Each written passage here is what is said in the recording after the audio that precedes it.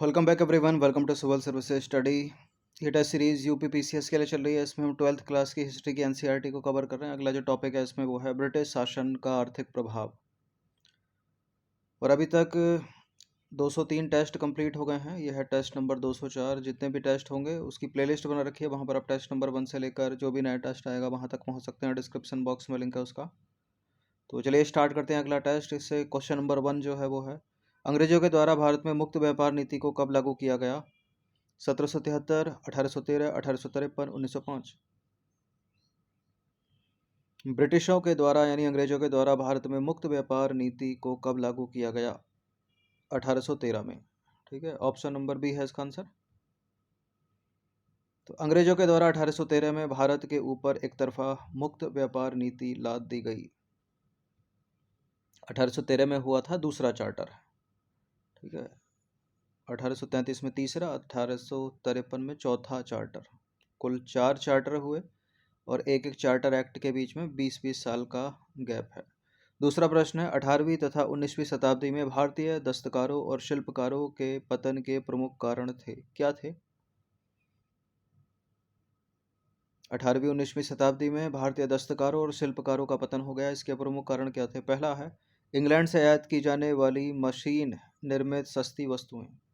Britain तथा Europe में भारतीय वस्तुओं के आयात पर लगाए गए उच्च आयात शुल्क, भारतीय शासकों पर अंग्रेजों का शासन और भारत में रेलवे का विकास।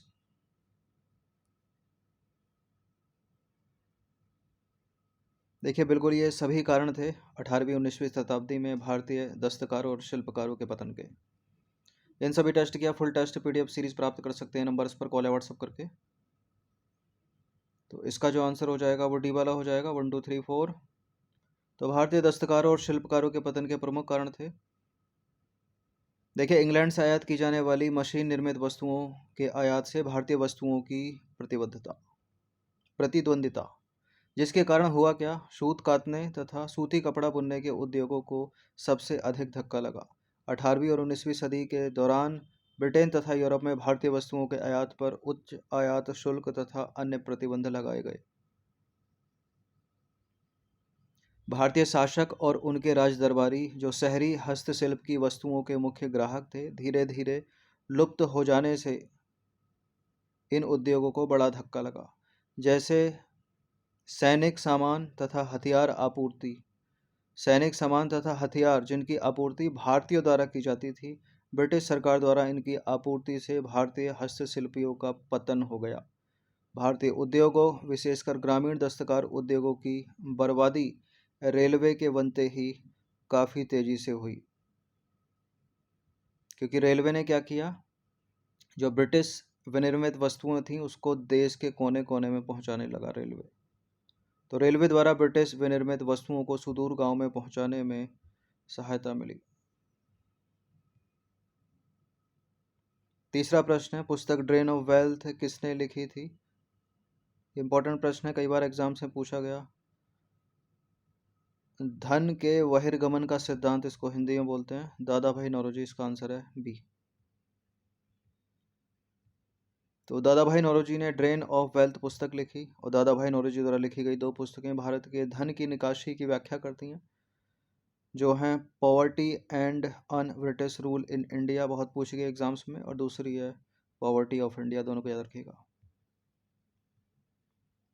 क्वेश्चन नंबर 4 पर आ जाइए। औपनिवेशिक काल में भारतीय किसानों की बर्बादी के प्रमुख कारण क्या थे? उच्च भू राजस्व, कृषि का वाणिज्यीकरण, नई कानून प्रणाली तथा नई कानून राजस्व नीति, अब औद्योगिकरण यानी डी इंडस्ट्रियलाइजेशन। डी इंडस्ट्रियलाइजेशन हो गया, नई कानून प्रणाली तथा नई कानून नीति, कृषि का वाणिज्यीकरण, उच्च भू राजस्व नीति, सारे के सारे थे। डी है इसका आंसर, उपरोक्त सभी। देखिए, ब्रिटिश शासन के अंतर्गत किसान धीरे धीरे दरिद्र हो गए, जिसके प्रमुख कारण थे, ब्रिटिश शासकों की आरंभ से ही अधिकतम भू राजस्व वसूलने की नीति रही। उच्च भू राजस्व का निर्धारण इसलिए विनाशकारी साबित हुआ क्योंकि उसके बदले किसानों को कोई प्रतिफल प्राप्त नहीं हुआ तथा सरकार ने कृषि सुधार पर बहुत कम धन खर्च किया। सरकार कौन सी? ब्रिटिश सरकार। नई कानून प्रणाली तथा नई कानून नीति से महाजनों को किसानों के शोषण में बहुत लाभ मिला। महाजन यानी जमींदार। देखिए, अंग्रेजी राज से पहले महाजन ग्राम समुदाय के अधीन होता था। वस्तुतः ब्रिटिश भू राजस्व व्यवस्था ने जमीन को हस्तांतरण के योग्य बनाकर महाजनों यानी जमींदारों महाजनों या जमींदारों को जमीन हड़पने तथा मनमाना भू राजस्व वसूलने में समर्थ बना दिया। 19वीं सदी के अंत तक महाजन ग्रामीण क्षेत्र के लिए मुख्य अभिशाप तथा किसानों की दरिद्रता का प्रमुख कारण बन गए। जमींदार कृषि के बढ़ते हुए वाणिज्यीकरण ने भी महाजन सह सौदागर को किसान का शोषण करने में मदद दी और गरीब किसान को फसल तैयार होते ही जो भी कीमत मिले उसी पर अपनी पैदावार बेचने के लिए मजबूर किया जाता था। भारत में अब औद्योगिकरण यानी डी इंडस्ट्रियलाइजेशन होने तथा आधुनिक उद्योगों के अभाव के कारण कृषि पर अत्यधिक बोझ बढ़ गया, क्योंकि दस्तकार, शिल्पकार व अन्य क्षेत्रों में कार्यरत लोग जीविका चलाने के लिए कृषि की ओर मुड़े। फलस्वरूप हुआ क्या? उत्पादन में वृद्धि तो नहीं हुई, बल्कि उस पर निर्भर लोगों की संख्या जरूर बढ़ गई। फलस्वरूप पतनशील कृषि अर्थव्यवस्था और भी जर्जर हो गई। पांचवा प्रश्न है, निम्नलिखित कथनों पर विचार करेंगे। 3 कथन यहाँ पर, कौन सा इसमें सत्य होगा? ब्रिटिश शासन के आरंभ में बंगाल तथा मद्रास के पुराने जमींदार तबाह हो गए। ब्रिटिश काल में जमींदारी प्रथा के प्रसार के कारण बिचौलियों का उदय हुआ। जमींदार तथा भूस्वामियों ने स्वतंत्रता के लिए भारतीयों के संघर्ष का समर्थन किया।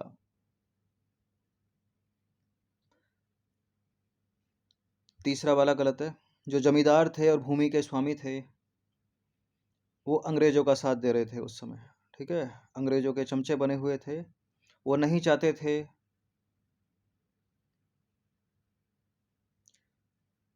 कि किसी नए राष्ट्र का उदय हो। पहला वाला सही है, दूसरा वाला सही है, तो इसका आंसर हो जाएगा केवल 1 और 2 यानी सी।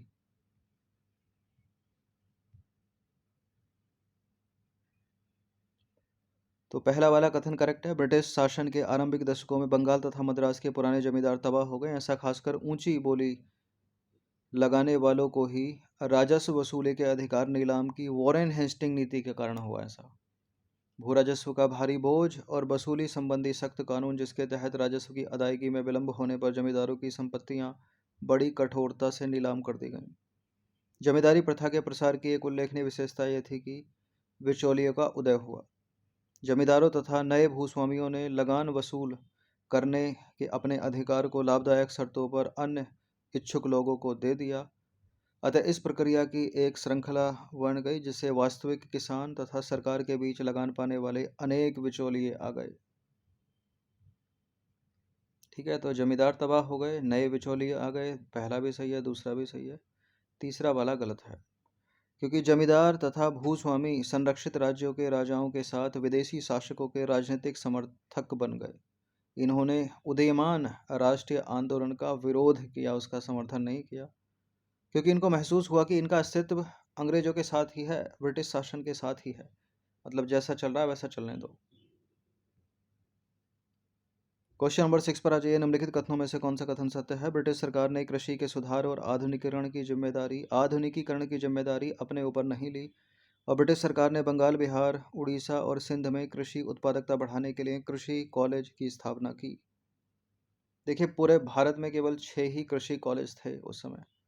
बंगाल, बिहार, उड़ीसा में तो कृषि कॉलेज थे ही नहीं। गलत है दूसरा वाला स्टेटमेंट, केवल पहला वाला सही है। तो ब्रिटिश सरकार ने कृषि के सुधार और आधुनिकीकरण की कोई जिम्मेदारी अपने ऊपर नहीं ली या लेने से इनकार कर दिया। ब्रिटिश सरकार का सारा ध्यान केवल भू राजस्व प्राप्ति करने में था। ब्रिटिश शासनकाल में कृषि शिक्षा जो है वो पूर्णतः उपेक्षित थी। 1939 में पूरे भारत में केवल 6 कृषि कॉलेज थे। बंगाल, बिहार, उड़ीसा, सिंध में एक भी कृषि कॉलेज नहीं था। तो दूसरा वाला कथन गलत है, पहला वाला सही है। भारत में पहली कपड़ा मिल कहाँ स्थापित की गई? बम्बई, सूरत, अहमदाबाद, कोलकाता। भारत में पहली कपड़ा मिल स्थापित की गई बम्बई में। ये है इसका आंसर। तो भारत में पहली कपड़ा मिल 1853 में नकाब सजी नाना भाई ने बम्बई में शुरू की, और पहली जूट मिल पूछ ले तो 1855 में सिरसा बंगाल में स्थापित की गई। क्वेश्चन नंबर 8 पर आ जाइए। निम्नलिखित कथनों पर विचार करेंगे। ये कथन कारण वाला प्रश्न है। कथन है, औपनिवेशिक काल में अधिकतर आधुनिक भारतीय उद्योगों पर ब्रिटिश पूंजी लगी हुई थी, क्योंकि ब्रिटिश पूंजीपति भारतीय उद्योगों में ऊंचे मुनाफे की संभावनाओं के कारण आकर्षित हुए। तो अगर ये दोनों सही होंगे, कारण कथन की व्याख्या करेगा तो आंसर ये होगा। दोनों सही होंगे, कारण कथन की व्याख्या नहीं करेगा तो आंसर बी होगा। इन दोनों में से कोई सही गलत होगा तो आंसर सी या डी में से दिया जाएगा।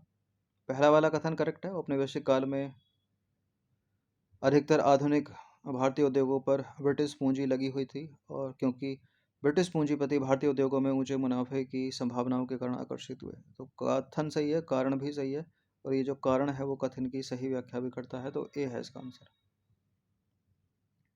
इस तरह के प्रश्नों की संख्या जो है बढ़ गई है पिछले कुछ वर्षों में। स्टेट पीसीएस में बहुत पूछे जाते हैं कथन कारण वाले। देखिए, भारत में ब्रिटिश शासन के दौरान अधिकतर आधुनिक भारतीय उद्योगों पर ब्रिटिश पूंजी का स्वामित्व या नियंत्रण था, क्योंकि ब्रिटिश पूंजीपति भारतीय उद्योगों में ऊंचे मुनाफे की संभावनाओं के कारण उसकी ओर आकर्षित हुए।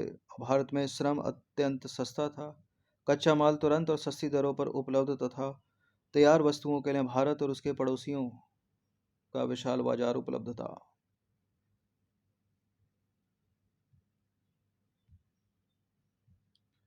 क्वेश्चन नंबर 9 पर आ जाइए। भारतीय उद्यमियों को ब्रिटिश शासन के दौरान किन चुनौतियों का सामना करना पड़ता था?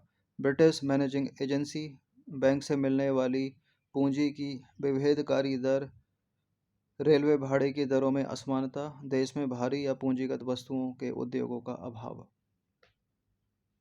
देखिए, भारतीयों को लोन मिलता था ऊंची दरों पर, ठीक है।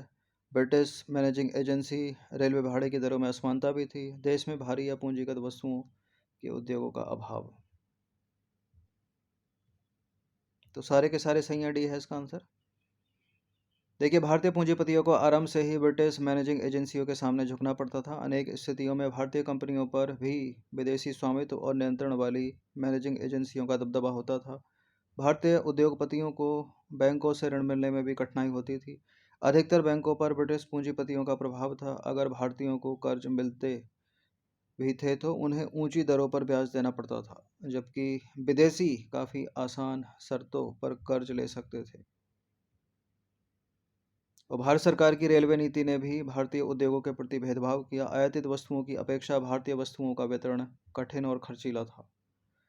भारतीयों द्वारा उद्योग स्थापित करने में एक अन्य गंभीर कठिनाई यह थी कि देश में भारी या पूंजीगत वस्तुओं के उद्योगों का लगभग पूरा अभाव था। इन उद्योगों के बिना अन्य उद्योगों का तेज व स्वतंत्र विकास नहीं हो सकता था।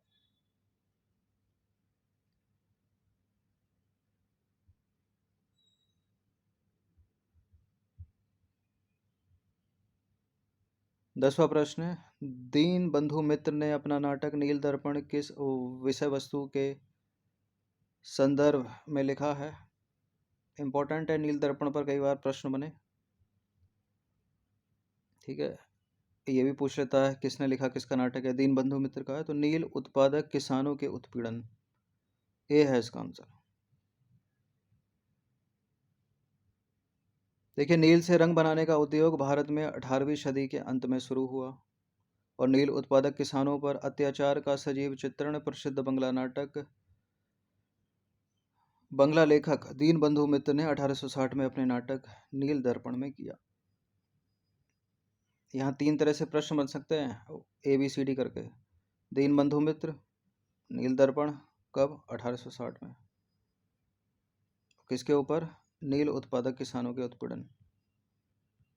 क्वेश्चन नंबर 11 पर आ जाइए। निम्नलिखित कथनों पर विचार करेंगे। कौन सा इसमें असत्य है, इनकरेक्ट है? इनमें से कौन सा? भारत में नील की खेती मुख्यतः बंगाल और बिहार में की जाती थी।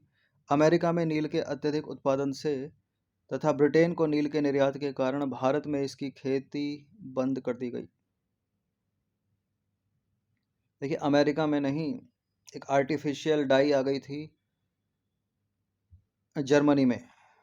बाकी पहला वाला सही है, भारत में नील की खेती मुख्यतः बंगाल और बिहार में की जाती थी, लेकिन असत्य है यहाँ पर भी। यहाँ जर्मनी होना चाहिए, ना कि अमेरिका। तो बी है इसका आंसर। तो दूसरा कथन असत्य है। जर्मनी में संश्लिष्ट रंग यानी कृत्रिम रंग के आविष्कार से भारतीय नील उद्योग को बड़ा धक्का लगा और धीरे धीरे इसका ह्रास हो गया। तो अमेरिका की जगह जर्मनी होगा वहाँ पर। क्वेश्चन नंबर 12 है और अंतिम प्रश्न है। इस टॉपिक से 12 ही प्रश्न निकलते हैं। नील दर्पण के लेखक कौन थे? प्रश्न को अगर ऐसे पूछ ले तो, जो कि पूछा भी गया है पहले एग्जाम्स में, तो दीनबंधु मित्र बी है इसका आंसर। देखिए, नील दर्पण 1858-1859 में दीनबंधु मित्र द्वारा लिखित एक बंगाली नाटक था। यह नाटक बंगाल में फरवरी मार्च 1859 के नील विद्रोह पर आधारित था और यह ब्रिटिश बागान मालिकों के खिलाफ किसानों का विद्रोह था। ठीक है, मोस्ट इम्पोर्टेंट लाइन है ये, जिन्होंने उन्हें नील उगाने के लिए मजबूर किया था। ठीक है, जिन्होंने मैं क्या किसके लिए की जा रही है? ब्रिटिश बागान मालिक, और उन्हें नील उगाने के लिए मजबूर किया था किसानों को। तो कुछ और टॉपिक बचते हैं 4-5, जिसके बाद 12th क्लास की हिस्ट्री की एनसीईआरटी कवर हो जाएगी। मोस्ट इम्पोर्टेंट सीरीज़ है ये उन सभी लोगों के लिए जो एनसीईआरटी की किताबों को नहीं पढ़ते हैं। धन्यवाद।